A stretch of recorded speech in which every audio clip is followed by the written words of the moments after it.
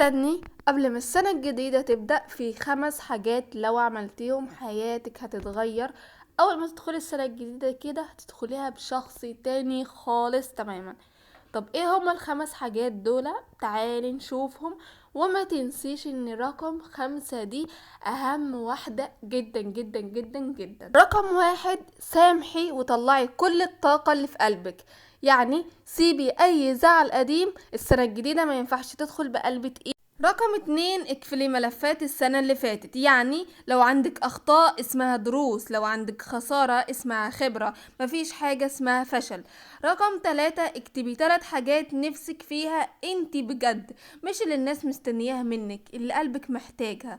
رقم 4، رتبي مساحتك، اوضتك، موبايلك، علاقاتك. الترتيب بيغير الطاقة كلها. رقم 5 واهم حاجة بقى، ابدأي السنة الجديدة وانتي واثقة ان ربنا شايل عنك اللي جاي كله. يعني اعملي اللي عليكي وسيبي الباقي على ربنا. واللي بيحب سيدنا محمد ينزل يصلي عليه في الكومنتات، وكمان شيروا الفيديو علشان ناس كتير جدا تستفاد.